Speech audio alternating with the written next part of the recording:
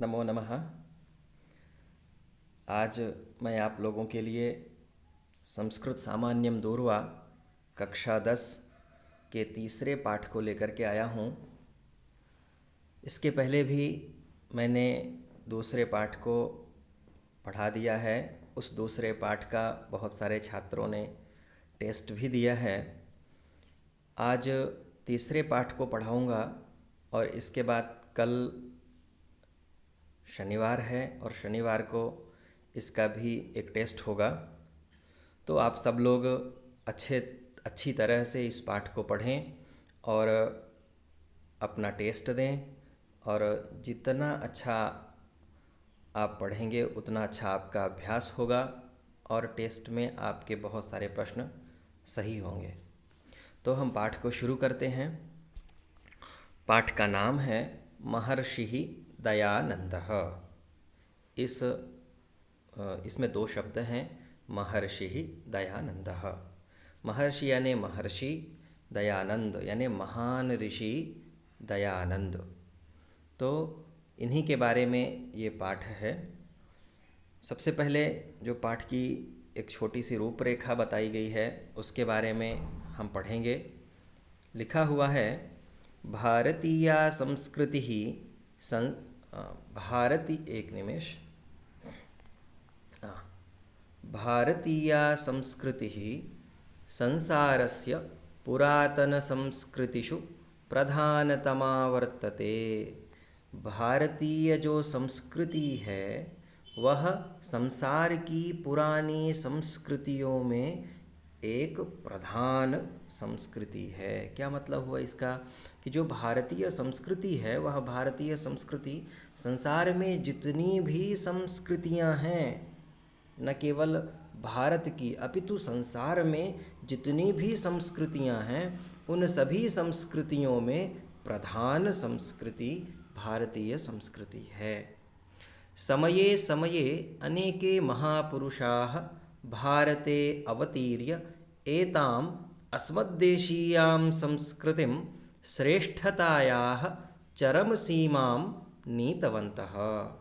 समय समय में अनेक महापुरुष, समय समय से अनेक महापुरुष भारते अवतीर्य, इस भारत में अवतरण लिए, तथा एताम अस्मद्देशीयाम संस्कृतिम, इस हमारी देश की संस्कृति की श्रेष्ठता को चरम सीमाम नीतवन्तः, संस्कृति की जो श्रेष्ठता है उस श्रेष्ठता को चरम सीमा में लेकर के गए, उत्कृष्ट सीमा में लेकर के गए।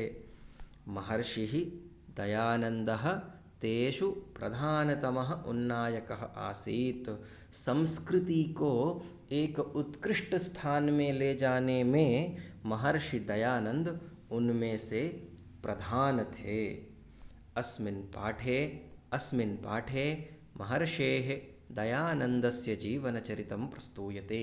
इस पाठ में महर्षि दयानंद जी का महर्षि दयानंद जी के जीवन चरित्र के बारे में बतलाया गया है।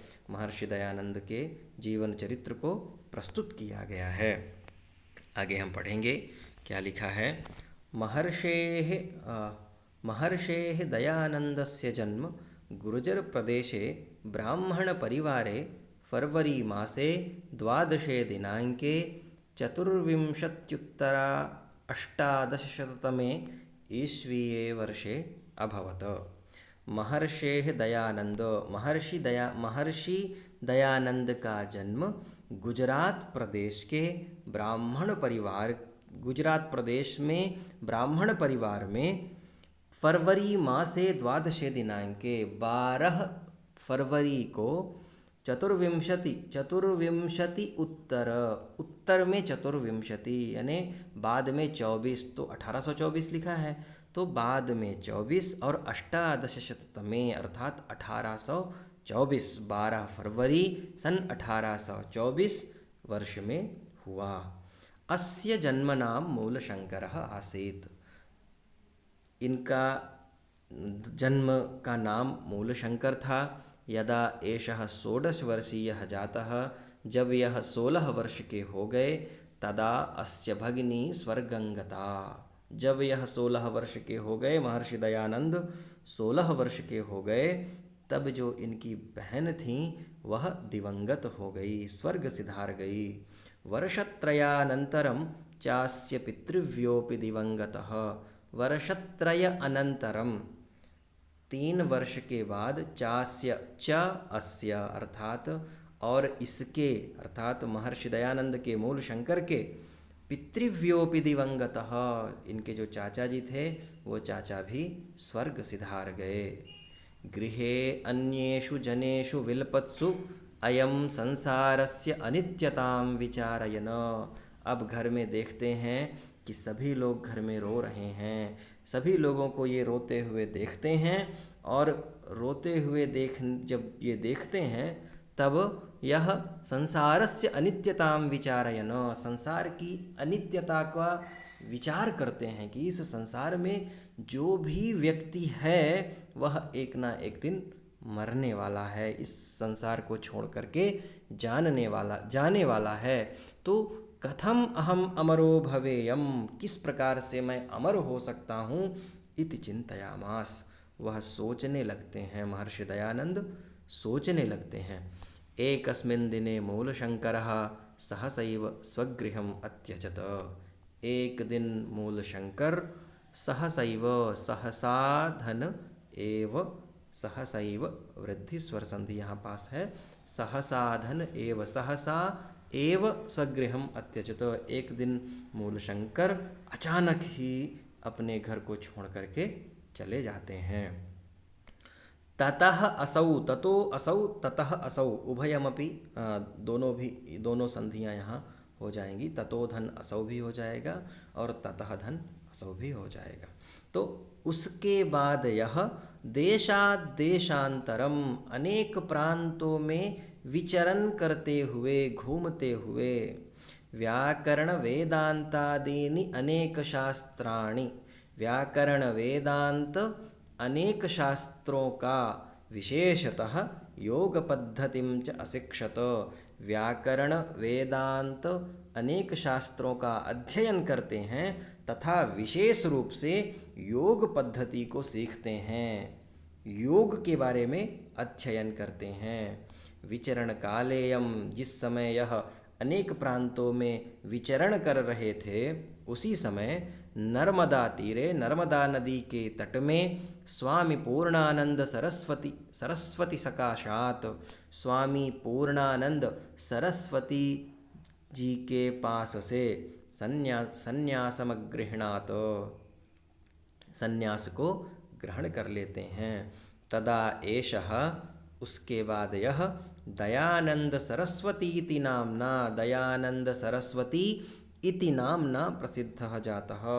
जब स्वामी पूर्णानंद सरस्वती जी के पास से यह संन्यास को ग्रहण कर लेते हैं, तब उनका नाम पहले तो मूल शंकर था, उसके बाद इनका नाम दयानंद सरस्वती इस नाम से प्रसिद्ध हो जाता है। अनंतरम मथुरां गत्वा प्रज्ञाचक्षुषः स्वामिनः विरजानंदात् बहुविधानि शास्त्राणि अशिक्षत। इसके बाद वह मथुरा चले जाते हैं और मथुरा में जाकर के प्रज्ञाचक्षुषः अर्थात बुद्धि ही जिनका नेत्र है, सामान्य जो मानव के नेत्र होते हैं वो नेत्र उनके पास नहीं थे, बुद्धि रूपी नेत्र जिनके पास था, ऐसे स्वामी विरजानंद जी के पास से इन्होंने बहुविधानि शास्त्राणि अशिक्षत, बहुत सारे शास्त्रों का अध्ययन करते हैं। विद्या समाप्तौ गुरुस्तमादिशत, जब इनकी विद्या समाप्त हो जाती है तब गुरु इन्हें आदेश देते हैं। क्या आदेश देते हैं? वत्स देशोऽयम् अविद्यांधकारे पतितो वर्तते, यह जो हमारा देश है अविद्यारूपी अंधकार में गिरा हुआ है। तद गच्छ, जाओ और अविद्यांधकारम अपनय, अविद्यारूपी जो अंधकार है उसको दूर करो। आर्ष शास्त्राणि उद्धर, हमारे जो आर्ष शास्त्र हैं, हमारे जो मूल शास्त्र हैं, प्रथम शास्त्र हैं, वेद इत्यादि जो हमारे प्रथम शास्त्र हैं, उन प्रथम शास्त्रों का उद्धार करो। वैदिक ज्योति ही च पुनः प्रकाशय, जो हमारी वैदिक ज्योति थी उस वैदिक ज्योति को फिर से प्रकाशित करो। दयानंदोपि दयानंदः अपि दयानंदोपि गुरोराज्ञां शिरसि कृत्वा पादौ प्रणम्य आशिषञ्च गृहीत्वा एतद्देशवासिनः मानवान् अविद्यान्धकारात् उद्धर्तुं कार्यक्षेत्रं समागतः। दयानंद भी गुरु की आज्ञा को सिर में रख कर शिरसि कृत्वा पादौ प्रणम्य उनके चरणों में प्रणाम करके आशीषम च गृहीत्वा और आशीर्वाद को ग्रहण करके एतद्देशवासिनः मानवान् इस देश के निवासी मनुष्यों को अविद्यान्धकारात् अविद्यारूपी अंधकार से उद्धर्तुम उद्धार करने के लिए कार्यक्षेत्रम समागतः कार्यक्षेत्र में आ जाते हैं। गुरोराज्ञां गुरोः आज्ञां पालयन् देशसमाजयोः उन्नत्यै निरन्तरं भारतीयसंस्कृतेः प्रचारमकरोत्। गुरु की आज्ञा का पालन करते हुए देश और समाज की उन्नति के लिए निरंतरम हमेशा भारतीय संस्कृते है निरंतरम लगातार भारतीय संस्कृति का प्रचार किया। इन्होंने महर्षि दयानंद जी ने गुरु की आज्ञा का पालन करते हुए देश और समाज की उन्नति के लिए लगातार प्रयत्न करते लगातार भारतीय संस्कृति का प्रचार किया। पाखंडोन्मूलनाय पाखंड को दूर करने के लिए जो समाज में पाखंड व्याप्त था उस पाखंड को दूर करने के लिए वैदिक धर्मस्य च पुनः संस्थापनाय वैदिक धर्म की फिर से स्थापना करने के लिए अयम संपूर्ण देशे बभ्रामो महर्षि दयानंद संपूर्ण भारतवर्ष में भ्रमण करते हैं। सामाजिक कुप्रथानां निवारणाय समाज में अनेक कुप्रथाएं व्याप्त थी जैसे कि बाल विवाह सती प्रथा इत्यादि अनेक प्रकार से जो कुप्रथाएं थी उन कुप्रथाओं को निवारणाय उन कुप्रथाओं को दूर करने के लिए एषः महर्षि दयानंद आर्य समाजस्य स्थापनां कृतवान् आर्य समाज की स्थापना किए आर्य समाज की स्थापना किए। यह आर्य समाज आज भी देश में इसके अनेक गुरुकुल चलते हैं जिसमें विद्यार्थियों को शिक्षा दी जाती है। ऐसे अनेक गुरुकुल आज इस समाज में चल रहे हैं। तो आर्य समाज की महर्षि दयानंद ने स्थापना की। महर्षि ही विधवा बलानां दलित वर्गाणां गवां च उद्धाराय सदैव प्रायतत।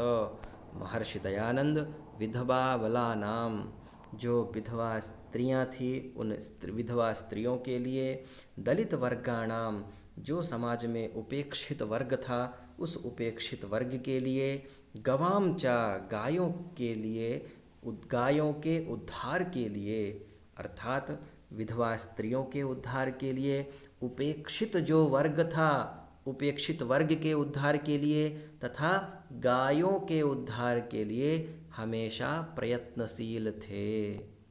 स्वातंत्र्य भावनापि प्रथमम् अनेनैव महर्षिणा अस्माकं हृदयेषु जागरिता। स्वतंत्रता की भावना भी सबसे पहले महर्षि दयानंद जी के द्वारा ही हम सब देशवासियों के हृदय में जागृत की गई। नाना विधानि दुखानि सोढ्वापि नायम कर्तव्य विमुखो जातः। अनेक प्रकार से दुखों को सहते हुए कभी भी यह अपने कर्तव्य से विमुख नहीं हुए। हम सबके साथ थोड़े से दुख आ जाते हैं, थोड़ी सी परेशानी आ जाती है, थोड़ी सी कठिनाई आ जाती है तो हम सभी अपने कर्तव्य को छोड़ देते हैं। परंतु ऐसे महापुरुष थे जिनके जीवन में अनेक कष्ट आए परंतु उन्होंने कभी भी अपने कर्तव्य से मुख को नहीं मोड़ा। ये नास्य महापुरुषस्य ख्याति ही सर्वत्र व्याप्ता। जिससे इन महापुरुष की जो प्रसिद्धि थी हर जगह व्याप्त हो गई, संपूर्ण विश्व में इनकी ख्याति प्रसारित हो गई। अयम महापुरुषः चिरोपेक्षित वेदानां प्रचारम करोतो। यह महापुरुष चिरोपेक्षित वेदानाम, जो हमेशा से ही उपेक्षित थे, जो वेद थे हमेशा से ही उपेक्षित थे, ऐसे वेदों का प्रचार इन्होंने किया।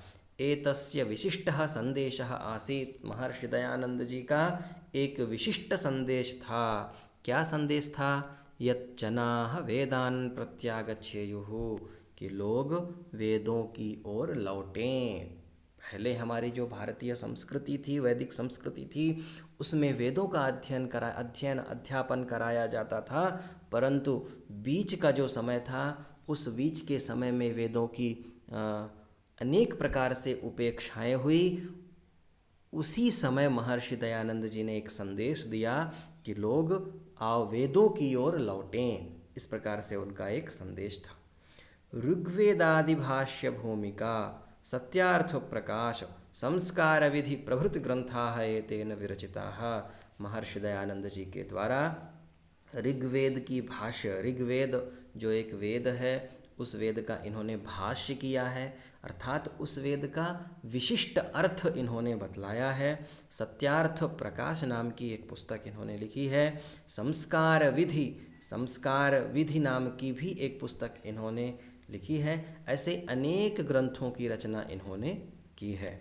अक्टूबर मासे 30 दिनांके 83 अब इसको समझना है, देखिए 83 उत्तर 88 83 यानी 83, उत्तर यानी 83 बाद में, और 88 1883। तो 1883 कब?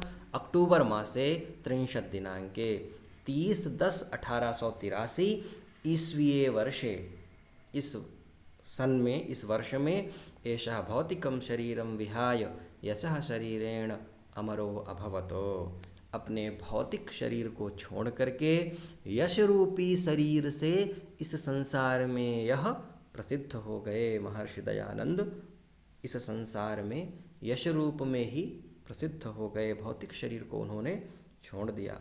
महर्षि दयानंदः सत्यस्य धैर्यस्य ब्रह्मचर्यस्य च मूर्तिरासीत्। महर्षि दयानंद सत्य की, धैर्य की तथा ब्रह्मचर्य की साक्षात मूर्ति थे।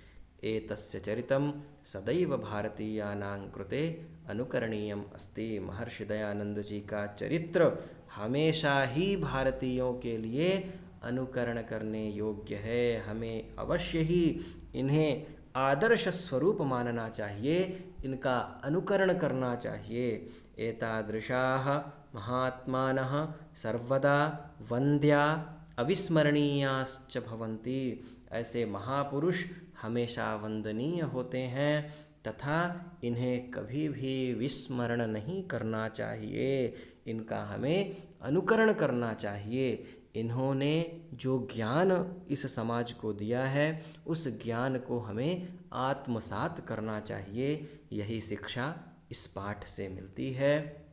बहुत सारे कष्ट उनके जीवन में आए, फिर भी उन्होंने अपने कर्तव्य को नहीं छोड़ा, कर्तव्य से कभी भी विमुख नहीं हुए। उसी प्रकार से हम सभी विद्यार्थियों को भी, हम सभी शिक्षकों को भी अपने कर्तव्य से विमुख नहीं होना चाहिए। तो आज हम सब इस तीसरे पाठ का अध्ययन कर लिए हैं।